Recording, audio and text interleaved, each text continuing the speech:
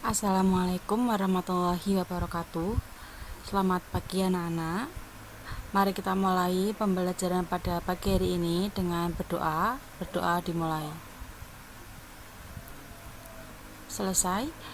Bagaimana kabarnya? Semoga kalian semua dalam keadaan sehat dan tetap selalu bahagia ya.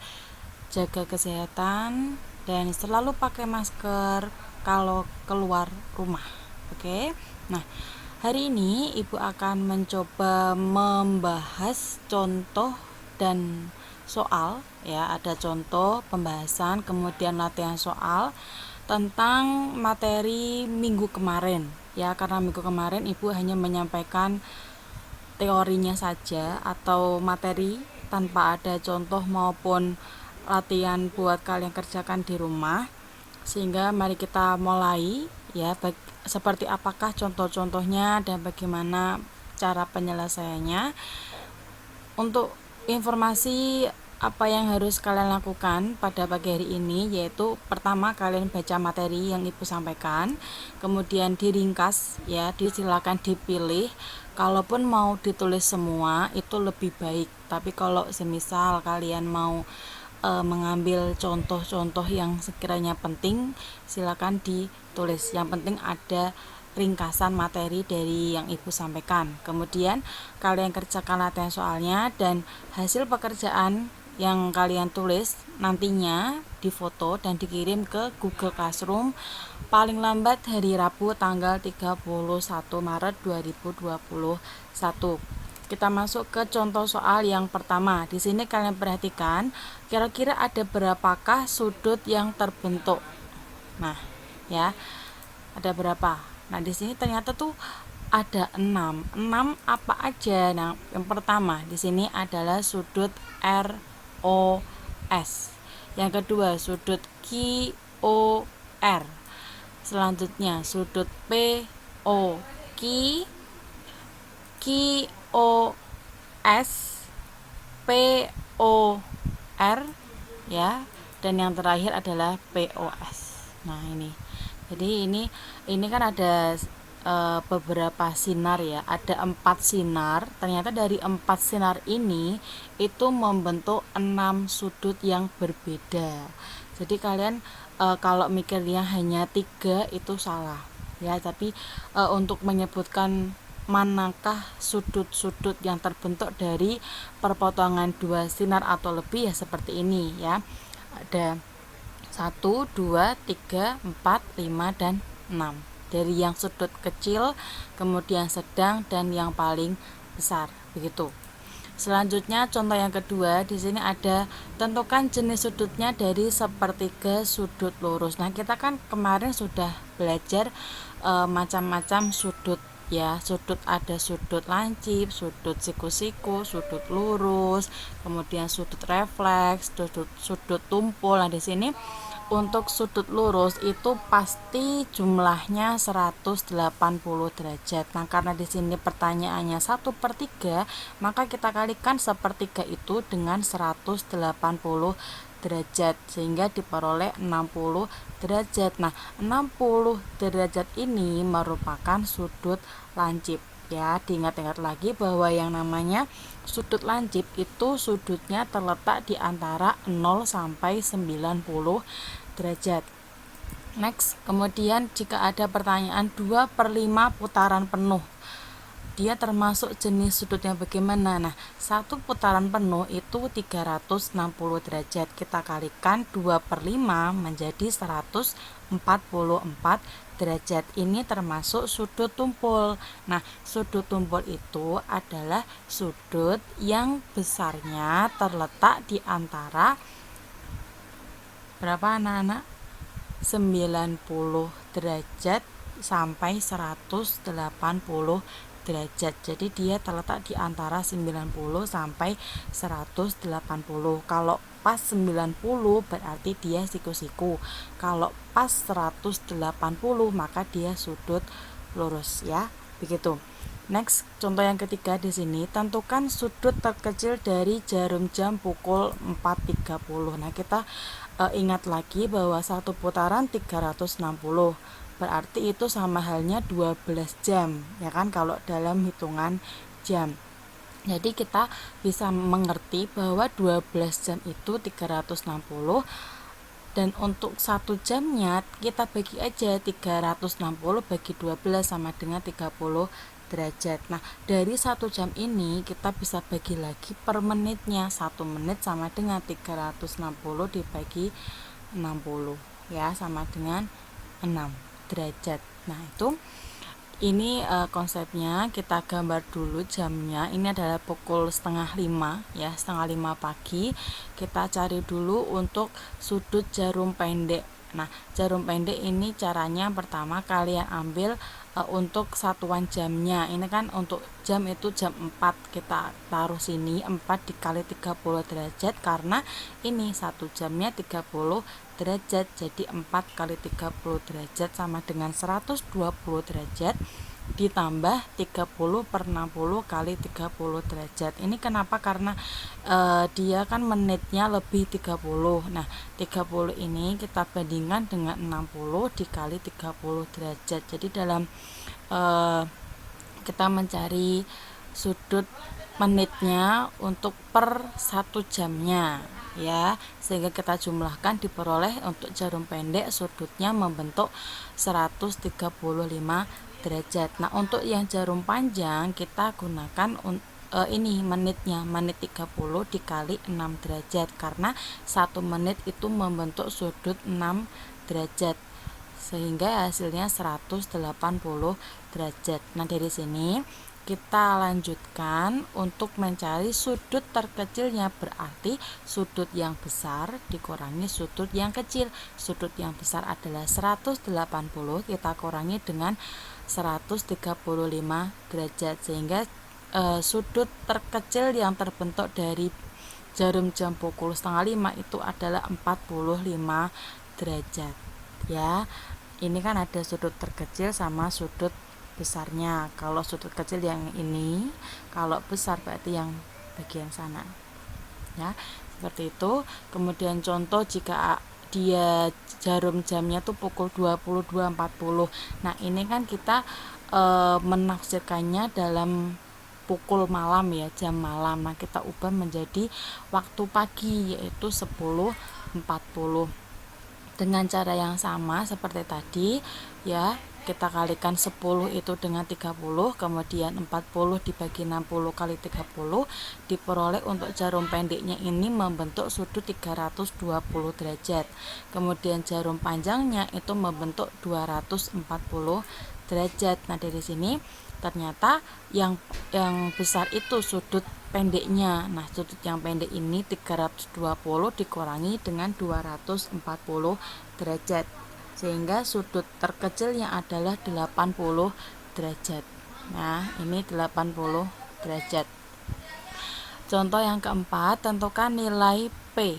Nah, ini nilai P-nya berapa? Nah, kita ingat-ingat lagi kemarin sudah belajar itu sudut berpelurus ya, gambarnya seperti ini.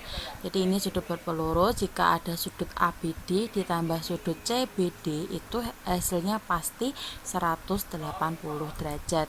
Maka ini ada dua cara ya. Cara yang pertama seperti yang Ibu tampilkan di sini, kita jumlahkan sudut KNM dengan sudut MNL ya, dijumlahkan sehingga di sini ketemunya tuh 66 derajat ditambah 6P derajat sama dengan 180 derajat. Nah, 66 ini kita pindah ke ruas kanan menjadi pengurangan sehingga 6P derajat itu sama dengan 114 derajat. Kita cari P-nya sehingga 6 pindah ruas menjadi pembagian, maka P diperoleh 19 derajat. Nah, itu cara ke satu. Kalau cara yang kedua, nah seperti ini. Karena sudut KNM itu kan sudah diketahui, kita cari sudut MNL-nya tinggal dikurangi aja. Sudut MNL sama dengan 180 dikurangi 57. Maka kita tahu bahwa sudut MNL itu 123 derajat. Karena kita udah tahu besar sudutnya, tapi di sini ada keterangan 6P plus 9 derajat, maka kita bisa mengetahuinya dengan cara dibandingkan antara 6P ditambah 9 dengan 123. Nah, ini 9-nya pindah ruas, yang awalnya penjumlahan pindah menjadi pengurangan. Kemudian kita kurangi hasilnya 114 dan kemudian dibagi dengan 6. Ya, langkahnya mirip seperti ini. Cuma langkah akhirnya itu sama dengan cara pertama, tapi untuk langkah awalnya itu berbeda. Ya, nanti kira-kira lebih mudah yang mana, silakan dipilih salah satu ya untuk menyelesaikannya. Kemudian contoh yang kelima, ya di sini ada sudut berpenyiku, itu jumlahnya pasti 90 derajat. Nah, ini ya hanya ada cara pertama ya. Jadi kamu jumlahkan antara sudut ABD dengan sudut DBC, dijumlahkan menurut suku-suku sejenisnya ya. Kalau P ya dengan 2P, 10 dengan 5, kita peroleh 3P ditambah 15 sama dengan 90 derajat. Nah, untuk 15-nya kita pindah ruas menjadi 3P sama dengan 75, kemudian dibagi diperoleh 25. Pertanyaannya itu bukan nilai P tapi besar sudut ABD. Nah, sudut ABD adalah P ditambah 10, maka P-nya ini kita ganti dengan angka 25 sehingga sudut ABD itu sama dengan 35 derajat. Otomatis sudut DBC adalah berapa? Yaitu kita kurangi aja 90 dikurangi 35, yaitu 55 derajat Celcius. Oke. Ya, seperti itu. Next kita ke yang nomor 6. Di sini dia pakai sudut yang bertolak belakang. Maksudnya bertolak belakang itu sudut antara yang di depan sama yang di belakang sama, sudut yang kanan sama yang kiri sama. Nah, bentuknya seperti huruf X. Nah, untuk mencari ini ya, X-nya berapa, Y-nya berapa, Z-nya berapa, kita pakai aturan bertolak belakang. 2X dengan 120 dia merupakan sudut yang bertolak belakang. Jadi kita cari X-nya dengan cara seperti ini ya, ketemunya X-nya 60. Selanjutnya untuk mencari Y itu ada dua cara. Cara yang pertama kita pakai teori sudut berpelurus ya, bahwa di sini 120 dengan ditambah Y itu pasti jumlahnya 180. Kita kurangi 180 dengan 120 sama dengan Y-nya 60. Itu cara yang pertama. Kalau cara yang kedua yaitu pakai jumlah sudut dalam segitiga. Nah, ini kan Y di dalam bentuk bangun datar segitiga ya. Nah, berarti kita jumlahkan sudut 68 ditambah 52 ditambah Y. Nah, seperti ini. Ya, jumlahnya 120. Kemudian ini dipindah ke sana, diperoleh Y-nya 60. Jadi dengan cara yang sama diperoleh Y-nya juga sama-sama 60. Kemudian cara mencari Z kita pakai teori sudut yang bertolak belakang ya. Makanya seperti ini, tinggal dipindah ruas, 3 pindah jadi negatif, kemudian 65 dibagi 5 diperoleh Z-nya 13. Jadi nilai dari X ditambah Y ditambah Z itu sama dengan 133 derajat ya. Mungkin ini agak membingungkan, tapi dengan dipahami secara pelan-pelan insya Allah kalian bisa. Kalau masih kebingungan silakan nanti tanya ke saya, tidak apa-apa, insya Allah saya bantu ya. Sekarang kita mencari contoh soal yang terakhir ini kayaknya. Kita cari sudut A, B, dan C nya. Kita cari A nya dulu ya. A dengan 140 ini adalah sudut dalam sepihak. Kenapa seperti itu? Karena ini adalah garis yang sejajar ya, ini garis yang sejajar. Ini kalau kalian tarik garis ke sana, ini ke sini, maka ini kan dia sudut dalam sepihak. Kalau dijumlahkan 180 berarti A-nya adalah 40. Kemudian kalau mencari B, kita pakai sudut dot berpelurus ya. Jadi di sini kita jumlahkan sudut A tambah 60 tambah B. Dia nanti hasilnya pasti 180 derajat. Kita lihat di sini, kita jumlahkan, kemudian kita pindahkan ruas sehingga diperoleh B-nya adalah 80 derajat. Nah, untuk mencari sudut C, kita lihat garis ini ya, garis ini ke atas. Kemudian karena ini ada garis yang sejajar, kemudian dipotong garis lain. Nah, kita tahu bahwa sudut C ini ya bisa dicari dengan sudut ini A ditambah 60 ya. Ini sudut di sini dengan sudut di sana itu sama, namanya sudut sahadab.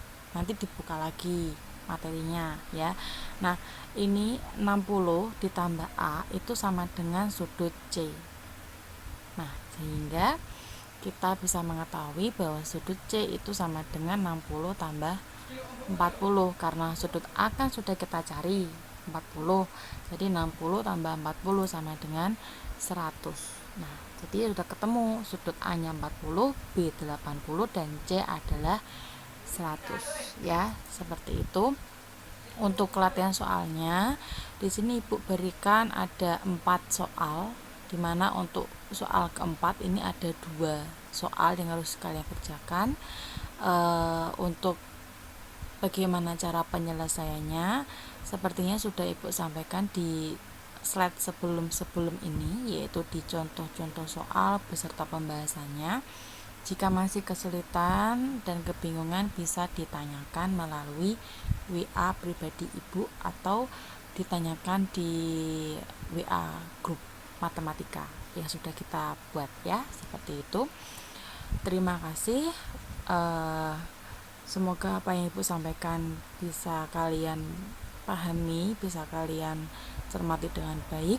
Jadi kesimpulan pada pagi hari ini kita sudah belajar dari contoh-contoh pertemuan 2 sinar atau lebih itu membentuk beberapa sudut ya, banyak sudut. Kalau 2 sinar maka dia ada 1 sudut. Kalau tadi kita membahas 4 sinar itu ada 6 sudut. Nah, kalau 5 sinar itu berapa? Kemudian bagaimana kita mencari jenis-jenis sudut ya kan?